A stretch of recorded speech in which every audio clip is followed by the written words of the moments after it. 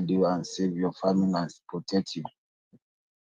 I just want to inform people in Enugu that they have not already collected their PVC. If you are within between Opera Square, they are holding it now. They are sharing the PVC, and you can still register. That's what I want you to inform people. If you are not ready, if you don't have transport, I can give you transport. I have 5 people that can give transport to any place. They can chat me up to do that. I hit my Thank you mind. very much. Thank you very much, Adiola. I really appreciate what you're doing, and God will continue to bless your effort and will continue to increase you. It may look very little, but that effort itself shows love, and it shows one Nigeria. It shows that you believe in the process and you're ready to do something about it. I appreciate you, my brother, and I will continue to pray for you. Thank you very much, Adiola.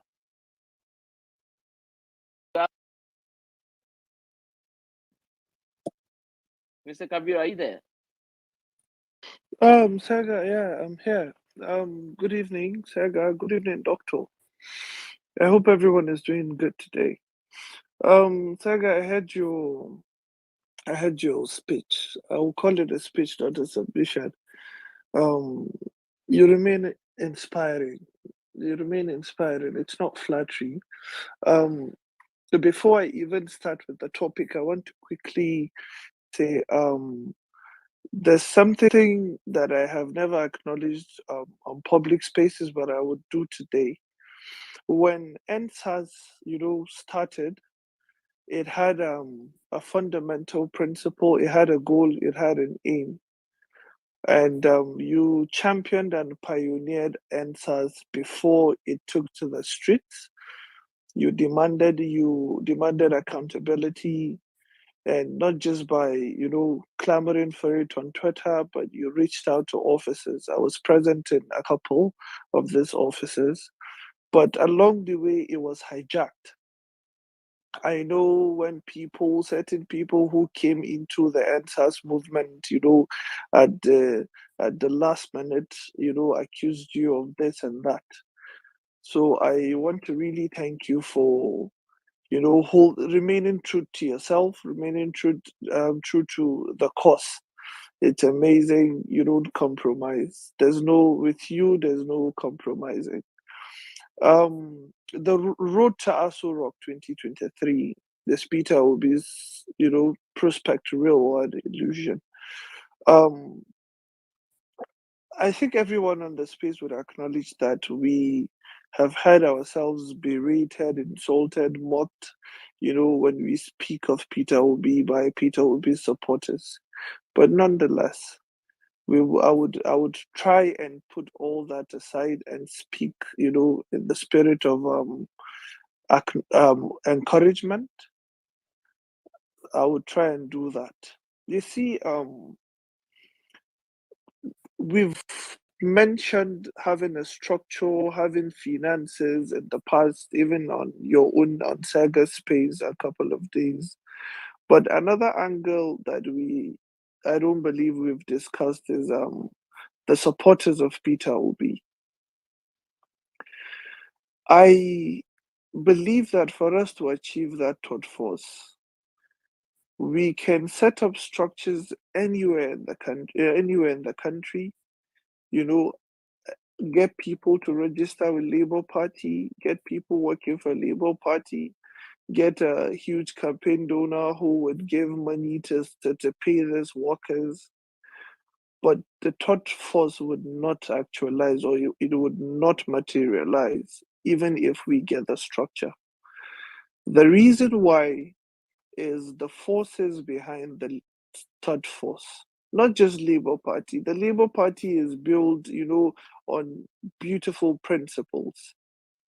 But the people right now who moved from the PDP to the Labour Party out of convenience are the people that are actually ruining these principles of the Labour Party.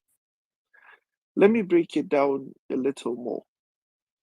You see, just yesterday, I distributed 600,000 to people on Twitter randomly, whether they like Asiwaju or they don't. But I did this, to out of my own love for Asiwaju, to declare my support for Asiwaju. And the best way, I believe, for one to declare support for his own, the best and biggest and loudest way is through financing. So I put in, you can check the tellers, you can authenticate with them. They're out there. You saw it trending. I love Asiwaju Bola Ahmed Tinubu. I distributed my own money. Nobody gave me. I did that. Now, people who support Peter Obi come on spaces and rest their arguments on one, his clean record, that he is a saint, that he has never taken from the coffers of the country or Anambra State where he governed, that he is so humble, he doesn't fly private jets, he doesn't fly first class. But you see, the one political party we have criticized as Nigerians from day one has been PDP, and Peter Obi has been central to PDP. And then there were papers that were released a few days ago, the Pandora's findings that, clearly stated that Peter Obi had broken some laws as a governor. That would tell you that the paper is not as white as it seems. That is one. So on the issue of being a saint or having not to break any rules or being ethical, that debate has been somehow disseminated. Now back to his supporters. How do you want me to vote for your candidate when you cannot even hold a conversation with me without, you cannot hold a conversation with me without dismissing me as an enemy of the state? Like, you alone owns Nigeria. I don't have a stake in it. We cannot hold simple conversations. We can hold conversations with people supporting Atiku and drag corruption, drag performance, drag experience. But when you hold these conversations with people supporting Peter Obi, they will tell you he's the most experienced. Is he more experienced than a former vice president? That is the closest proximity to presidency. Is he more experienced than another person who has been governor for probably the same time he has been a governor in a more diverse and more complicated economy? And then they would debate with you that, yes, Tinubu Asiwaju was a governor, but then this one has made more strides than that one. Okay. Or they would debate with you that Asiwaju was a governor of a more favorable economy, Lagos.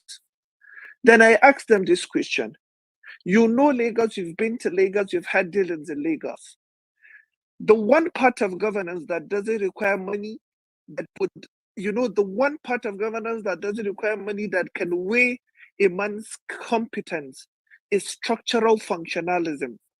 Building a structure that works, building a structure that do away, unnecessary bureaucracy, having a system that one depends on the other and they work. Even if they depend on the other, they can still work independently. We've seen Lagos evolve in the sense that when you need a land, you go to this agency, from this agency to this agency, you get an authentication from this agency, and then you're good. Look at the state of Anambra when Peter Obi left. Yes, there was breweries, there were assembling plants, there were, modern markets. Look at Lagos. Take away the money, take away the economy. Just look at how Lagos is structured, how the government of Lagos operates. Is Anambra, the structure of Anambra, does it outshine that of Lagos? Is it better than that of Lagos? It is not. So even if you argue that Tinubu or Asiwaju got Lagos to where it is today simply because he had more money, he had more IGR, take away what requires money and talk about building a structure. to come on this space and say Sega should be co-host, that one should be moderator, this one should be this, and have this space work optimally and effectively and efficiently. This is what structural functionalism is. Lagos is a better working economy, a better working government than Anambra State when Peter Obi left. So even if you're selling Peter Obi with an angle of competence, he is not more experienced than the two major candidates in this race. He is not. He is not more of a businessman than the chairman of Intels, than the chairman of Adama, than the chairman of Faro, than the chairman of these beverages. He is not more experienced than Atiku. Atiku has been a businessman since he was a custom officer. So the argument is what makes Peter Obi different? And I tell you, obviously, the only thing that makes him different is he comes from the Southeast. That is what the debate is about. But is he the most competent person in the Southeast? Is another question. I'm not dismissing the debate about structure finance, and I'm saying even if you put that aside and want to speak, reasonably, who is he more experienced than? Shore? Because that's the only contender I know who has never held a grassroots office.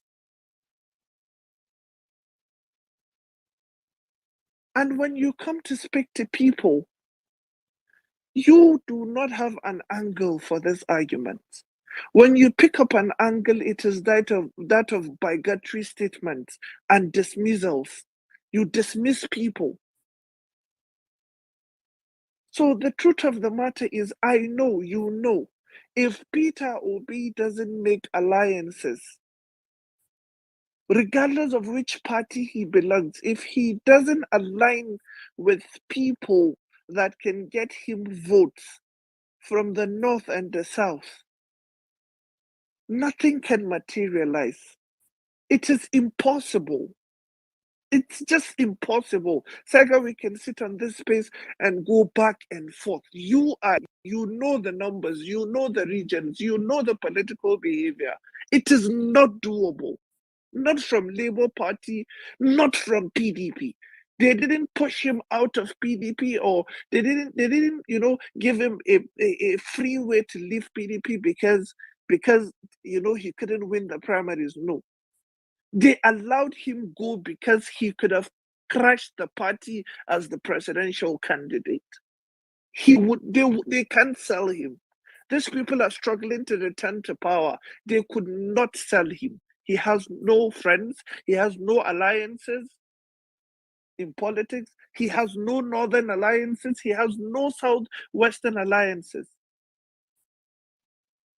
I think it's easy to tell. It's just impossible, Sega. I think I would yield the mic and allow people build their, arguments, and I would come in if you permit me. Thank you very much for that. Sega, give me a minute. Let me do a commercial break real quick. Kabir, that was a wonderful submission. I can't disagree with anything you have to say, but I'm sure that guys who are going to join issues with you, and Sega will coordinate all of that.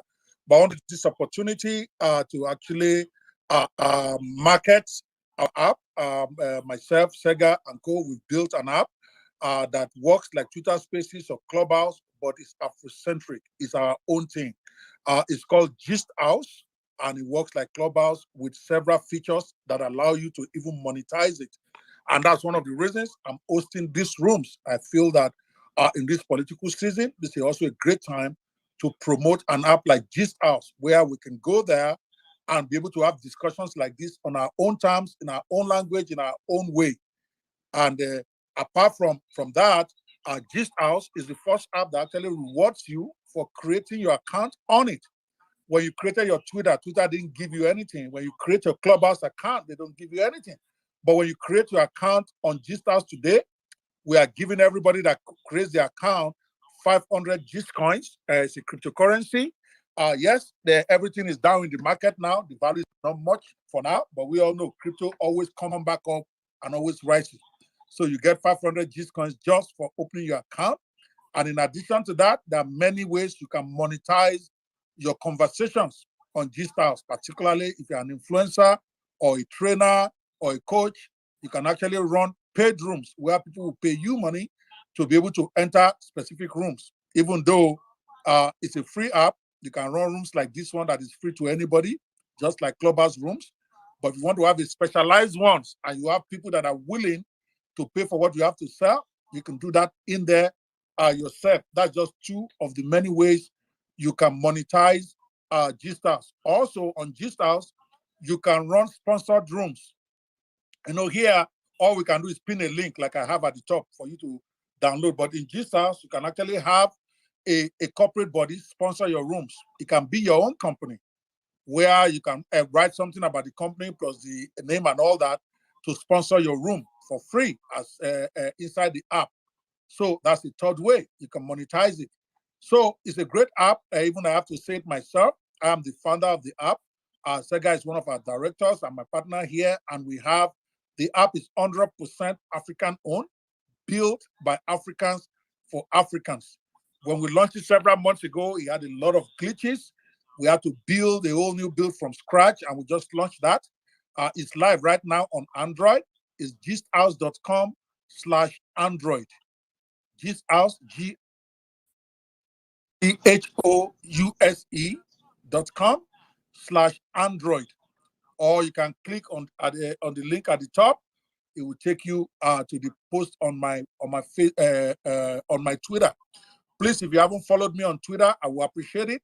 I'm a relatively new activist on Twitter. I used to be a Facebook guy. That's where I'm big, and I have hundreds of thousands of followers on my business page. But I'm loving Twitter every day. So I'm a rookie here. Support me. Sega has millions of followers. He doesn't need to tell anybody to follow him. Me, I'm asking, follow me. I'm going to be hosting some of these very interesting rooms. I've been hosting several of them. Conversations towards 2023, where we can really have fun discussing issues. But while we are doing that, PeterObi's business is politics now. He's selling his business. Tinubu's business is politics. He's selling it. So please do not grudge me for trying to sell my own too while we are having these discussions. Please download Gist House today. Tell me what you think. Download it, use it, create a room like this. Just see what it feels like. You just may like it, and then before you know it, you are opening rooms on there. I'm not asking anybody to leave Twitter Spaces. I own Gist House, and I've not left Twitter. I've not left Clubhouse, because they are all tools for being able to get your views across, for being able to get convert people to your way of thinking, to your business. I expect politicians to use that app a lot, because most of the people there right now, 90%, are Nigerians. At least right now that we just open the app. So it's a very valuable app for those of us who are looking for people for whatever we are selling in Nigeria, whether it's politics or business or whatever. So I appreciate you guys. Please support it. Download Gist House right now. Click that link at the top. Then give me an inbox on what you think and how we can improve it, how we can get it better. Right now, we are only on Android. We are still waiting on the iOS version, probably before the month is out. That also will be live again. Thank you guys so much for your support. I look forward to seeing you inside of Gist House. God bless you. Okay, back at you. Commercial over, Sega. Thank you very much, sir, for the public service announcement. I need to get also, I need to get an audio to play. I need to get a commercial audio. Sega, right? Yes, so yes, it's necessary. Thank you. All right, sir. Yes, sir. Thank you very much, Dr. Kwe, and thank you, Mr. Kabir Amel, for your objective insight and also for the things that you're doing for the Nigerian youth out there. I think Dr. Kwe and I will also start doing that, because we missed that out in getting financially involved in, I say getting financially involved in the sense of doing a lot of giveaways to encourage the youth, so based on that, we don't want a case where when elections are going on, some people can go and disrupt it with giving money or so. So we want to be able to do that on our own. Dr. Kwe, your mic is still on. Oh. Yes, now, the squadron leader. Hello.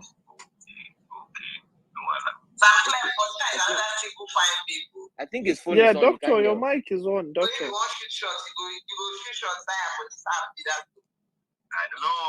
Yeah. I bet you should, Sag, I think you should text doctor before we hear something personal. Yes, sir. Okay, I have to find a way to get to his attention. And he's the host. So I can't, there's no way I can. You actually can't mute him up. Doctor, please mute your mic. I know, say, as I see your face, I know, say, your own face. I think he's even know, far say, you away don't pass from us. Minions will be okay now. I know. Okay. Okay, I'll try as much as possible to let me maybe see if I can. You see, Saga, what we're talking about, somebody just messaged me. I think I saw him. His name is Black and White. And I think he's with the PeterObi guy. He has started with the DM of fuck off, I beg. You see, this is what we're talking about. Well, okay, yeah, these things do happen, and I think it will take time for people to begin to mature their politics. Again, we have to avoid allowing the curse of knowledge to impact us. There is also certain things that we did when we didn't really know better, and now that we do, we have to grow a thick skin, which is something that I'm still learning as well. When you see people do certain things that are actually beneath them. But again, for the love of our country, for the understanding of what leadership means, which means you have to take a lot of rubbish and in order to allow other people to see. Sometimes they will learn from the way you respond. I give you an example. Showore used to be, I've known him for many years, and the way he reacts to things, he can't even speak or make his point without abusing somebody before now. But now he has matured his politics to the point where even when you accuse him, point a finger in his eyes and all, he is always calm. And he'll tell you, please, we're not fighting. Can you tell me this? Can you tell me that? Can you tell me this? And with that, it makes people love him more. Even though you may not agree with him on a lot of things, they will like him. So I think we, as people who see from behind the scenes, in front of the scenes, even on social media, we have to cultivate that habit, because to be tolerant with them, let them say anything. Don't even respond. Before, I blocked a whole village. I had about almost 10,000 people in my blocked stuff. I have to punish myself again and unblock everybody, including people who have said things that should be rotting in jail as we speak now. But I just feel, you know what? That's leadership. That's the price. That's the cost. Do it. You're in the public space.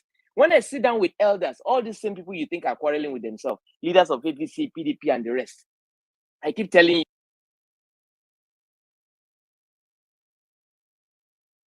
you, we merged APC, and I'm not a member. I didn't say they must make me minister. Ask Alhaji Lai Mohammed. Ask all the topmost chieftains. They will tell you who I am. But again, it's not about that. I'm still a citizen of this country. I don't need to be fact that you help to do certain things by contribution, so that we don't have a single party in Nigeria. But now we're talking about having alternatives. So we must build our alternative. Even if I don't belong to any one of them, or even if I belong to one, there must be an alternative. So it is not about third force. The people are the third force. In fact, the first force anyway. Because these people are meant to serve us. They're not supposed to be totem poles, or they're not supposed to be gods that we worship. So, Mr. Kabir, thank you very much for your insightful contribution. And I always want to have you in the room so that you give us insight. So it won't be just somebody speaking or one person speaking from one direction. Speak. Let everybody who have information give us, so that we can see from all perspectives. There is a reason why we have 360 degrees in a circle. It's not because it's only one angle that is important. Every angle is key, so that we can make informed decisions. So thank you, sir. Stand by. I'll still come back to you. Ruthie, you have the floor, sir. You have the floor, ma'am. Okay, thank you very much, Shagalink. Okay, so my own is more like a conversation. I want to ask questions that a lot of young people may have. I don't know if anyone is thinking like that, but I'm thinking that I think that the people who know these things should tell us what our options are, so that we don't keep going on this fool's journey. Okay, so let's say hypothetically, if Peter Obi wins the presidency, what are his chances of even surviving a day in the presidency? Like, with majority of APC senators and majority of PDP senators, can he even preside for even a day as the president? That is one. Then if if in reality, the young people putting their hope in making Peter Obi the president is a delusion, what are the options of the young people? As it is right now, for me, I don't know about other people, I see it like, the devil and the deep blue sea. Those are our options right now. But if anyone here who knows were to advise the young people, I mean, like the majority of the young people, everyone who is shouting Peter Obi, and everyone who basically doesn't know who they want to support, what would you tell us? Would you say that, okay, young people, can we make a deal with you? All of you come out en masse and let's support a particular candidate. I would say Tinubu. I would not say Atiku because I don't support anything Atiku. Let's say, would you come out and say, okay, young people, support a Tinubu? Because you know that even if you support Peter, I mean, in reality, even if he becomes a president, he cannot preside because everybody is in opposition party and it will not take a minute for them to impeach him or remove him as the president. So this is what you people should do. Support maybe a Tinubu and, let's have an agreement. If he becomes the president, this and this and this is what he's going to do for young people, or this is what, would happen. What I feel like that is the kind of conversation we should be having right now, telling us what our options are, what are our options on the table, so that we really know that, I mean, let's stop playing. Okay, we can't, even if we put a Peter will be there, he will not survive it. So what are our options? What do we need to do? Yes, we have registered. We've gotten a lot of young people to register their PVCs. A lot of people have their PVCs. We have the force, and the force is ready to work. But if people who know these things and who knows what happens, I mean, like Kaburu just said a lot of things that, are very profound and are true, even though as a young person, we may not want to see them. We may want to be blind to that. He said something like, Peter Obi doesn't have alliances. And truth be told, politics is about alliances, and that is a reality. He said Peter Obi doesn't have alliances in the West, he doesn't have alliances in the North. These are the things that these people put on the table. So if a Peter Obi is a fool's journey or an illusion, like the topic says, then what are our options? Because right now we are alive, we're ready, we're kicking. We are not going back. We're not going back to snooze. We're not going back to hibernate anymore, because this is a fight for our lives. So what are the options of the young people? If you were to what are our options? I mean, if you were to tell us, let's drop this Peter Obi fiasco and do something realistic. What would anyone like? I'm asking anybody, what would you tell us to do? Thank you. Thank you very much, Okay, Madam. I'm going to let Mr. Enna Arugo go shortly, but before then, let me just reiterate what you said, that if Peter Obi were to win today, what are his chances of success with the opposition forces, probably within the government itself, probably within the House of Reps and the rest? Secondly, what are our options if not Peter Obi? Of course, in social media world, if you are conversant with the app and all, and based on the number of kind of people you are following and the algorithm, you always seem to feel that everything that is being said on social media that is trending is what the whole world is talking about.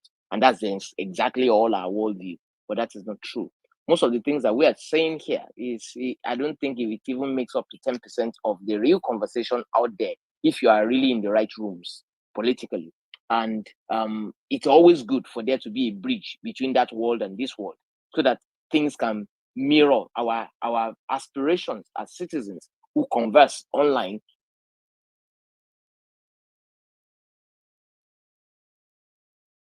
Can be realistically taken as priority in the decisions of our leaders. And that's one of the reasons why some of us are playing the roles that we're playing here. And the issue is Peter Obi is not the only other person running in this election. There is a party called YPP. There's a party called ADC. There's a party called SDP. And these parties have leaders. They have their own processes. They probably will not be making a lot of noise. And they are rooted parties. SDP, in fact, is older than some of the parties that we may know, that we probably may not know as much as we do other parties. SDP is the Chief MKO Abiola's political party that people like the IBB are very much interested in, and the party is actually making a lot of traction. Of course, they have their own issues and the rest, but they are also making traction, and they will come out and the candidate of that particular political party also have a lot of points, also have a lot of traction, also have a lot of stories to tell, but they may not be making noise now. And again, it's too young in the day for us to assume these are all the options that we have. Sowore is still there. He's still a force whether you like it or not. People will vote for him. People believe in his consistency. People believe in his doggedness. People believe in his relentlessness. So there are people out there. So we are not limiting our options. So is Peter Obi is the savior from what are the evil that we know. And again, the people who claim to be evil are not evil in the real context. They are people who have given their youth to the development of our polity.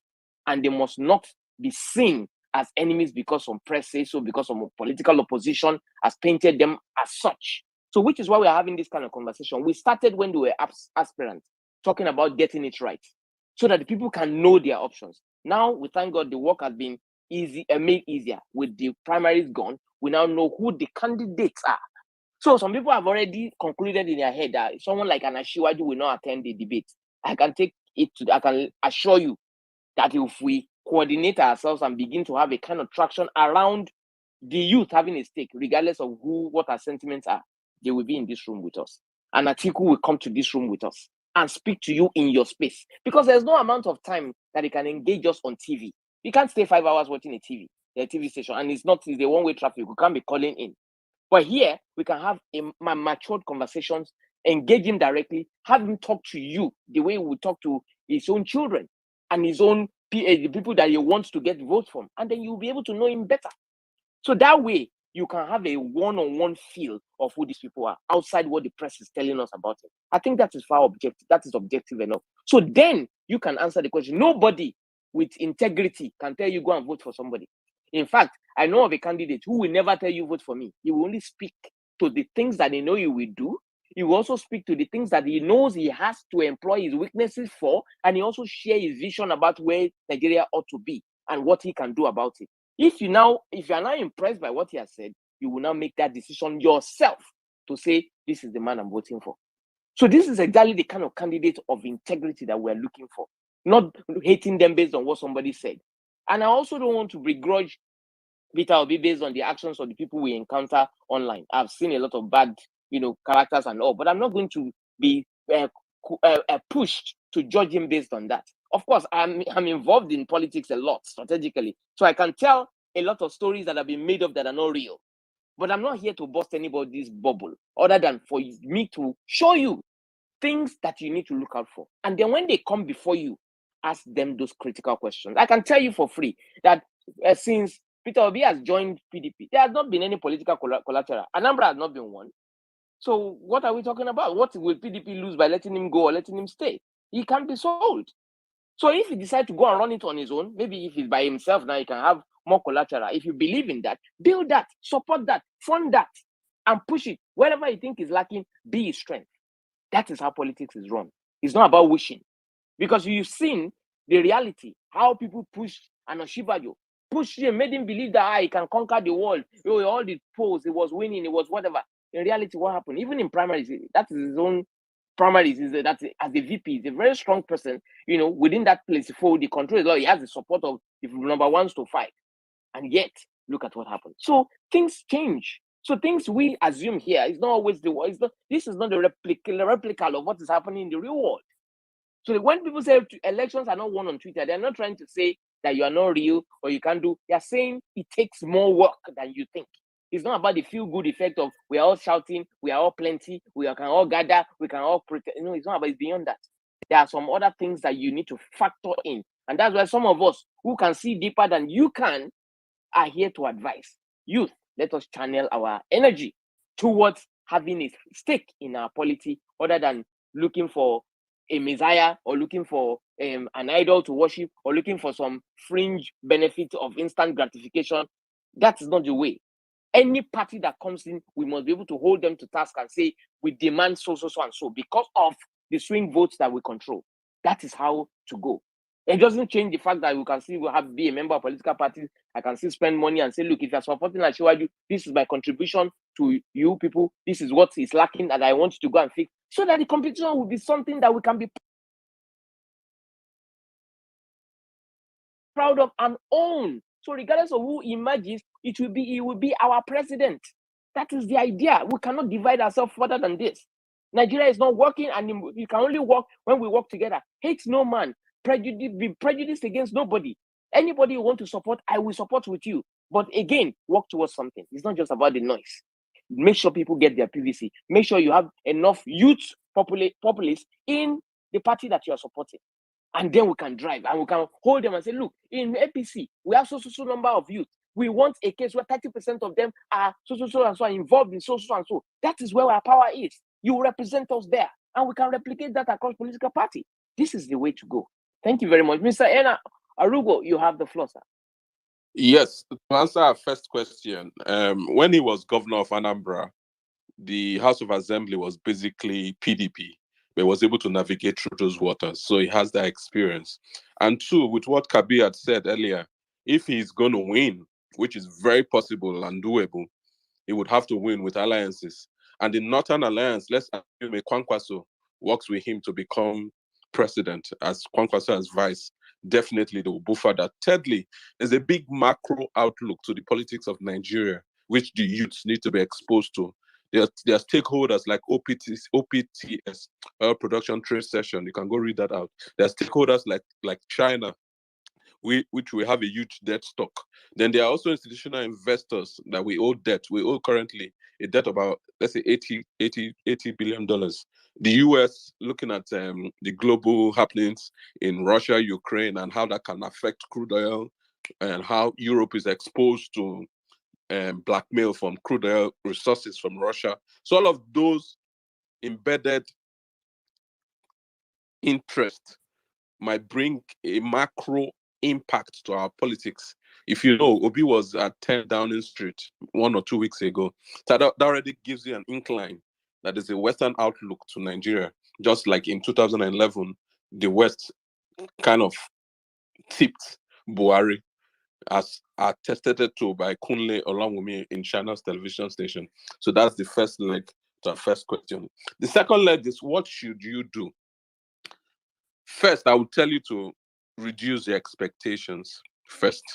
Because if you understand the economic state of the Nigeria as it is, and what it take to take Nigeria to where the youth and the people want it to be, it's almost impractical instantly. And I would say reduce your expectations first on the next government on Nigeria. Because even as determined as AP was to win, they pushed, they won. Immediately they got there, they started crying. Oh, they met an empty coffer. Oh, this is how it goes. This is, I would say, first, reduce your expectation to what is realizable. Secondly, I'll tell you, do not adopt line thinking. Because in line thinking, everybody just stands behind one person. You don't have beauty of robust of discussion. So that's dangerous. You people are just pushing Peter Obi, Peter Obi, Peter Obi, Peter Obi. His vision is limited. We've listened to the economic discussion. It's not really deep. Yes, people, hope is the greatest legacy of leadership. The youth need someone to rally around. You can rally around, but I would say keep your vote to your chest. And what was my advice to Peter Obi supporter? I'm not a Peter Obi supporter. I've not chosen who I will vote for. My advice was simple for Labour Party and for Peter Obi supporters. Ekiti election is coming. Osun election is coming. Why not you people come together and support a candidate? For example, Davido is youth. His uncle is contesting. The youth can queue behind Davido. I'm not saying do this. They can queue behind Davido, for example, just hypothetical. Support his uncle, and he wins. Then you've shown working. Oh, we've done it in Ocean. Move over to it. You replicate this thing. Then it's easy to push it towards AsoRock. But in reality, winning AsoRock is very easy. Change is inevitable. There are 5 processes to change. The first stage is denial, delay, discarding, implementation, and internalization. But for me, it's not about winning AsoRock. It's about when you get there, what are the realities that we see? Like The US removed Gaddafi from Libya. It was easy to remove Gaddafi. They removed Gaddafi, but look at Libya today. So that's answering your question. On a larger context, on a larger take, I think we should also have a way to prepare leaders. Segi, this is directly to you and to Dr. Ope and to Kebi and everybody. From my own research and analysis, I feel one of the things that Nigeria suffered the most in sensation. I wrote an article 1999 to 2011. Yes. When I look deeply, I noticed that 99% of people who came into government were not prepared for government. 99% of the people who came into government were not prepared for government. Segi is on this spot today. My question is, why is Segi not contesting for either presidency or the governorship? And the beauty of it is that everybody that has become a president in Nigeria, to a very large extent, were people who did not push to become presidents. Look at the guy that currently has the PDP ticket in River State. He's a young guy. Wiki at the last minute tweeted it towards him. Today's the governorship aspirant. My big question to you today is a youth. Segi, I'm using that as an example. How prepared is he to run River State? It's easy to blame these people for what they've done. Look deeply. Jonathan, nobody prepared Jonathan to become president. Jonathan did not fail. He was not prepared. If you went to Otuoke, where he was from, and picked another person to become president, the person will fail. Why? He's not prepared to become president. So our advice as a larger house in the context of the economic, political, social, and security challenges that we face, the best thing we can do today is one, to put a system in place to prepare people for leadership. Then secondly and lastly for my submission now is the youth need to have a bank vote. Tinubu is who he is to because of swing votes. In 2003, Obasanjo went into an agreement with them. They swung the vote and Obasanjo deceived them. They lost it. In 2011, Jonathan courted Tinubu. Tinubu swung the Southwest votes for Jonathan. Jonathan won. In 2015, Buhari and Jonathan were struggling for Tinubu's swing votes. Buhari won it due to Western influence. Today, Buhari is president. The youths need to have a bank of a minimum 17 million votes, not affiliated to any party. And what are that swing votes with leaders like Segi? At the end of the day, very, very close to the elections, we will swing the vote in our favor and we'll sit on the table to negotiate. Like Tamboa swung the vote for the PDP primaries at the last minute to what? And is negotiated already to become Senate president. Like the other governors too, who stepped down for Tinubu, and the northern governors swung the vote for Tinubu at the last minute. I think that's what we should replicate. Thank you for giving me your ears.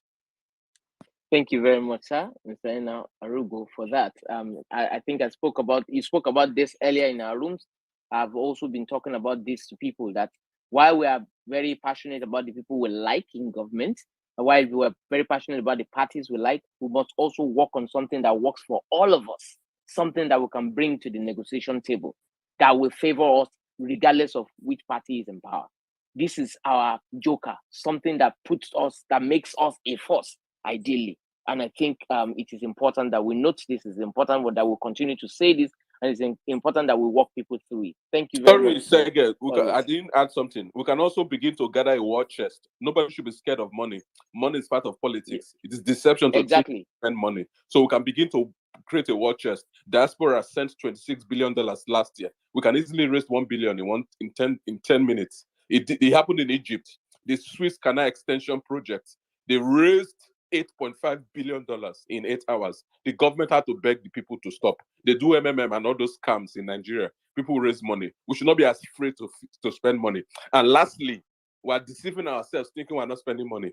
By the time this 2023 election is over, Labour Party would have spent more money than APC and PDP combined. Why? You are monetizing your time. You're volunteering your time to support Peter Obi. That if Peter Obi loves you, he will tell you not to spend your time because you're wasting your time. Time is money. In America, I live in America. They pay you per hour, $100 per hour, $8 per hour. So Labour Party should not think they will not spend money. Peter Obi should not think he will not spend money. It's a lie. You're spending your time. Your time is more valuable than money. Abakari is dead. Many people, Abacha is dead. They had money. They wish they had extra time. So please, let's stop saying, oh, no money, no money. Sege, let's raise a bank, a minimum of like $1 billion.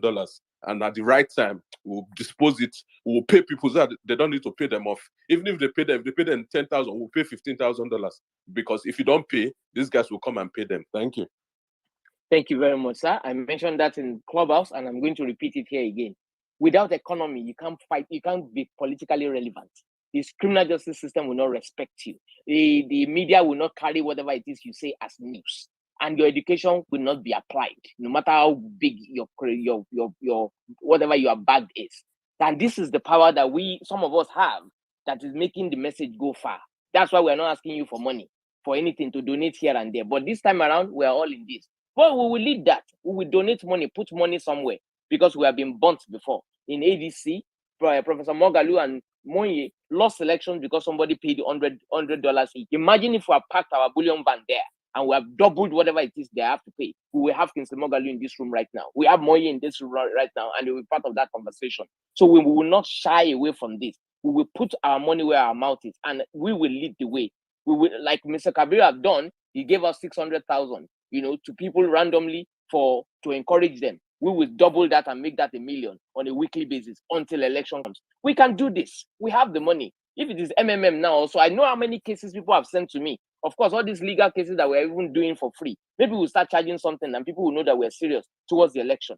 Because all these cases I've seen of huge monies that they give to people. I don't even know how these people who can't even speak good English. I don't know what they tell you. I don't know how they wired they brainwash you to get money out of your hands. How can somebody dupe you of billions of naira when you are crying that you don't have money to pay for so and so? And it's not that the person have anything special to say. Let's begin to channel that money into things that will benefit you and create enabling environment for everybody to thrive.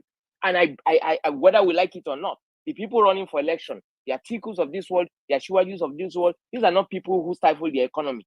By the time things start working in Nigeria, I am telling you that people may not even remember who is president. People may not even remember what's going on the news. We probably will not even have enough people on spaces again when Nigeria start working. I know Nigerians. Small AC like this, we have forgotten our sorrows. We are going to be singing and dancing. And so we want to keep this pressure on so that the youth, we have a say in Nigerian politics and not be a tool in the hands of our politicians. Thank you very much, Mr. Ena Arugo.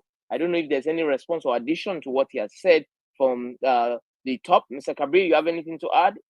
No. He had his submission was beautiful. Okay. If I may, so the follow-up question would be that if Peter Obi was impeached 3 times in Anambra, as the president, how many times would he need to be impeached and overcome before he'll be able to work, like he'll be allowed to even do anything? So that is another question. But for me, this is just thinking strategically so that we know exactly what we're doing and we know that what we are doing can actually yield results. So that is that for me. Thank you very much. Like we said before, this is not much about Peter Obi. It's just a point of contact to every other person that we're obsessed about within the race. And again, if you're talking about state politics, where he has a bit of an advantage here and there, it's different from national politics. National politics, the job of the president is like a crisis manager. You are making decisions on a daily that will infuriate some people, that will make you lose support, that will make your party turn against you, that will make people, that can even cause chaos in your country. So the pressure is more. It is beyond I'm saving money. It is beyond, a lot of things took a nosedive simply because it was saving money then too. There are so many things that money needed to be used for that we felt, oh no, we can't do that now. Let's wait a little bit. And things were scattering. I was there. I was a member of a tribunal who was looking into the cases of police brutality in that state. And I know that certain things have not been made public, but look, things were bad, really bad. So it's not more, presidency is not about money per se, saving money or not. There are so many dynamics and you will need a lot of help. So maybe understanding of how that works, at least I've been able to sit down with presidents for years, including in 2015 and all, to one-on-one to discuss Nigeria. And what I know and what I see is far more complicated than what people see in the street. No president stands on the balcony to watch what is happening in different places. They get reports, intelligence reports and all. And so we are very, very critical to the operations of every the state. So we cannot continue to sing and hail during election season and then go back to our shell. So we need to be involved. So it is more critical than that. When impeachment in state and all, it could be mild. When it comes to federal and all, it's a serious game. You can't even risk that with the kind of issues that we're dealing with in Nigeria now. So, Mr. Saga, can I quickly let me just talk about the impeachment you spoke about, not from Anambra, but possible case scenario. I just want to paint a quick scenario for her. You see, at the national level, we've been talking hypothetical. So hypothetically speaking, PeterObi is declared winner of the presidential elections, general elections. He's now the, GCFR. So the reality would be that we have a Senate president who is from the APC, majority in the House and the Senate and the Assembly. Majority in the House and the Senate and the Assemblies. That means the Speaker would most likely be from the majority, would be from the PDP. Now, PeterObi would have to do two things. He cannot escape it. He cannot. Whoever finds himself as a third force in that position, and then the majority in the House is either PDP or APC or another party, aside from his own party, he has to do two things. One is either he joins that majority party in the House, or he gets impeached for silly reasons. The silliest reasons. This is just the reality. Imagine the Speaker of the House. You are in a different party and with the Speaker of the House, and it's not a parliamentary system with a side monarchy.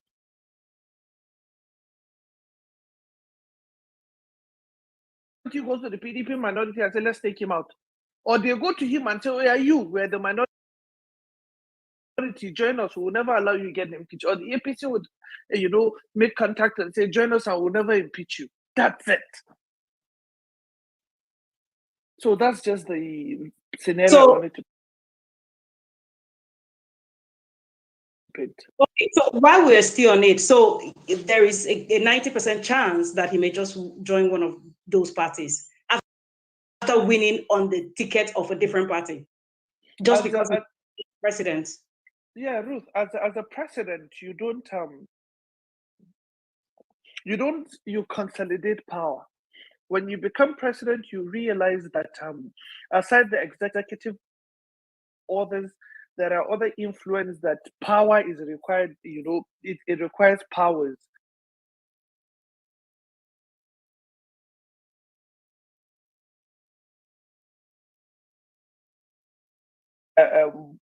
IBB. People would have to fear you because you're friends with Theophilus Danjuma. Imagine, changing the oil policy of the higher the barrel price, the higher the petrol price in the country. You want to change a policy like that, and then you put out that policy, and then the power players, Irano, Aliko, and the rest of them in the oil sector are fighting with you over such a policy because it doesn't favor their subsidy, petroleum equalization settlement.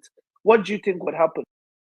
You go to the top boss, then imagine you have an alliance. You're friends with Theophilus Danjuma, who has oil mining licenses, who controls that sector.